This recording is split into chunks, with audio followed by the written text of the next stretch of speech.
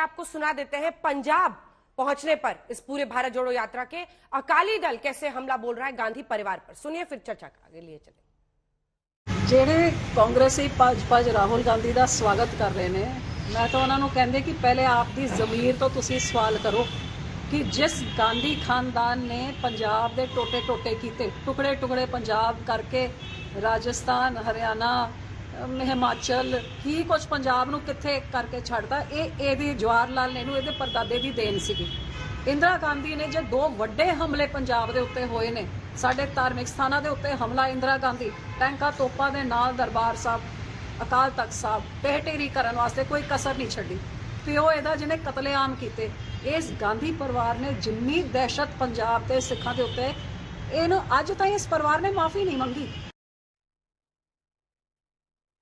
इसका अभय दुबे जी इसका भी जवाब दीजिए, क्योंकि वो सीधे सीधे गांधी परिवार को जिम्मेदार मान रही है। पंजाब के जो भी इतिहास है सब कुछ लेकर उन्होंने बहुत सारे प्रश्न खड़े किए हैं।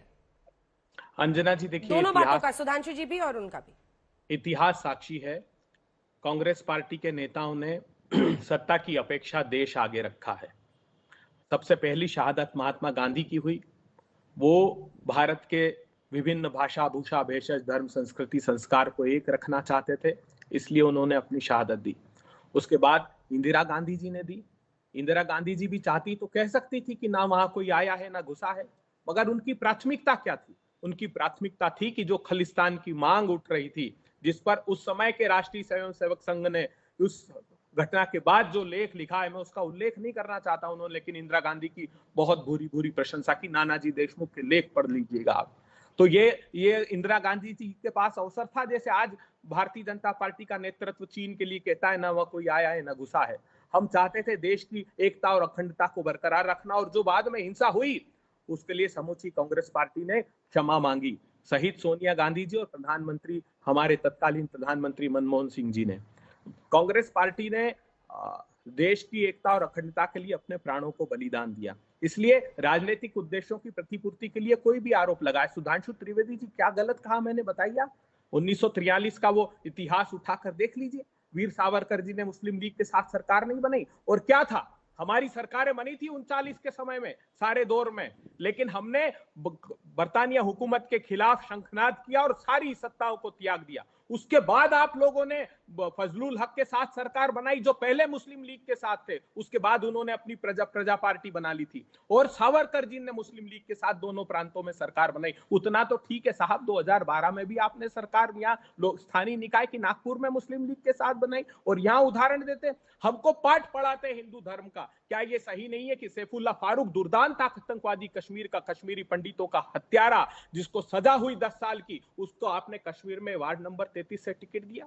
तारिक अहमद मीर जो पाकिस्तान से हथियार सप्लाई करता था, दुर्दांत आतंकवादी, उसको विधानसभा का टिकट दिया। तालिब हुसैन जो भारत के गृह मंत्री के पीछे भारतीय जनता पार्टी का कार्यकर्ता खड़ा था, जिसको गांव वालों ने पकड़ा, जो पाकिस्तान की परस्ती में यहां हथियार सप्लाई करता था। रियाज अटारी जिसने कन्हैया लाल की हत्या की, भारतीय जनता पार्टी का कार्यकर्ता नहीं थे, और हमको पाठ पढ़ाते हैं यहाँ। ये छद्म वेश धारण करके पोषित करते आतंकवादियों को, और यहाँ हिंदू सनातन धर्म की उपमाएं देते हैं। हिंदू सनातन धर्म कहीं भी क्या, राम राज्य की अवधारणा क्या है?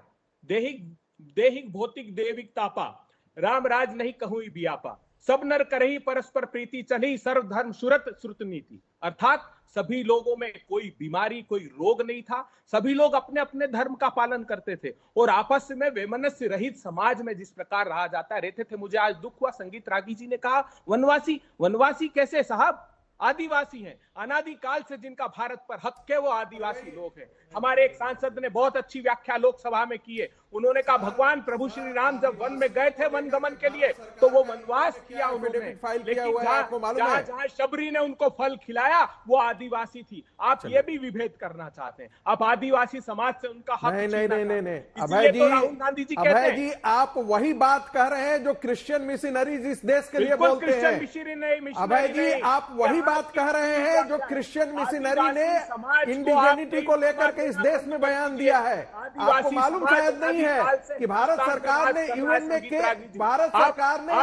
एफिडेविट फाइल कर रखा है। ठीक है, आपकी बात, चूंकि आपने उन पे स्पेशली कमेंट किया है। अभय जी प्लीज देखिए इनको शायद नहीं मालूम है, क्रिश्चियन मिशनरीज ने 1993 में ये चलाया था कि जो मिशनरी, ये जो आदिवासी हैं, ये मूल यहाँ के भारत के मूल निवासी हैं, बाकी सब तो बाहर से आए थे। अरे आर्यन इन्वेजन थियरी तो उन्हीं लोगों ने गढ़ा था ना, ये तो क्रिश्चियन मिशनरियों की देन थी। और उन्होंने कहा कि ये जो हिंदू हैं वो भी बाहर से आए हैं। तो इसलिए प्राइम मिनिस्टर एटली ने कहा कि जितना इनको यहां रहने का अधिकार है उतना ही हमें भी यहां रहने का अधिकार है। जैसे इस्लाम के मानने वाले बाहर से आए, जैसे हिंदू बाहर से आए, वैसे हम भी बाहर से आए और हमें भी उतना ही है। और यही इसी अभियान को क्रिश्चियन मिशनरीज ने इंडिजिनिटी को लेकर के कहा था। और आपको मालूम नहीं, ये कांग्रेस की ही सरकार है जिसने कहा था कि इंडिजिनिटी, भारत के सारे लोग जो हैं वो मूल निवासी हैं, ये हमारा नहीं है। ये आप ही के कांग्रेस की सरकार की ये तो हमने कब इनकार दिया किया हुआ है। इसलिए हम कुछ गलत नहीं बोल रहे हैं। आप ऐसी बयानबाजी कर रहे हैं यानी कि बाकी जो वहां के आदिवासी हैं वही मूल निवासी और बाकी सब हम लोग तो सब बाहर से आए थे। अरे आर्यन इन्वेजन थियरी बहुत पहले खत्म हो चुकी है साहब। आर्यन माइग्रेशन थियरी भी पहले इसको डंप कर दिया गया है। दूसरी बात, जरा धैर्य रखिए, एक चीज मैं आपको बताना चाहता हूं। कांग्रेस पार्टी के युवराज जिन जिन संगतियों में, संगति का बड़ा असर पड़ता है और आप तो बड़ा रामायण वाले, दुष्टों की संगति के बारे में कम से कम 114 पेज तक तो तुलसीदास जी ने लिखा है। बड़ी वंदना की है उनकी संगति से, उनका बचे, उससे बचे रहने के लिए। लेकिन किस राहुल की संगति किनके साथ है? जेएनयू ब्रिगेड के साथ है, मेधा पाटकर के साथ है, टुकड़े टुकड़े गैंग के साथ है। और उनको यह सीख दी गई है कि देखिए आपका एक मुसलमानों का बड़ा वोट बैंक जो बड़ा वोट बैंक था वो आपसे बिखर गया है। दलित एक तरफ बिखर गए हैं, तो आप लाएंगे कैसे? मुसलमानों का वोट जो 18% के आसपास का है वो कैसे आपके पास आएगा? उनको लाने के लिए वो पूजा कर रहे हैं हर जगह, उनको लाने के लिए वो आरती कर रहे हैं हर जगह। देखिए वो तो उनका छद्म रूप है, वो तो छद्म रूप है। यदि इतना इनको भारत जोड़ने में, इमरान आप जो है, जो कहता है कि नरेंद्र मोदी को गले काट दो, टुकड़े टुकड़े कर दो, और आपको उत्तर प्रदेश में आप उसको चुनाव का इंचार्ज बना देते हैं। कमलनाथ जाकर के आपके कहते हैं, मुसलमानों की भीड़ के बीच में आकर के कहते हैं भाई 96-90% से ज्यादा निकल करके आना, तभी हम जीतेंगे, नहीं तो हम हार जाएंगे। आपका बैप्टिस्ट चर्च जो है वो आपके लिए पत्र जारी करता है, और बैप्टिस्ट चर्च कौन है किसको मालूम नहीं है।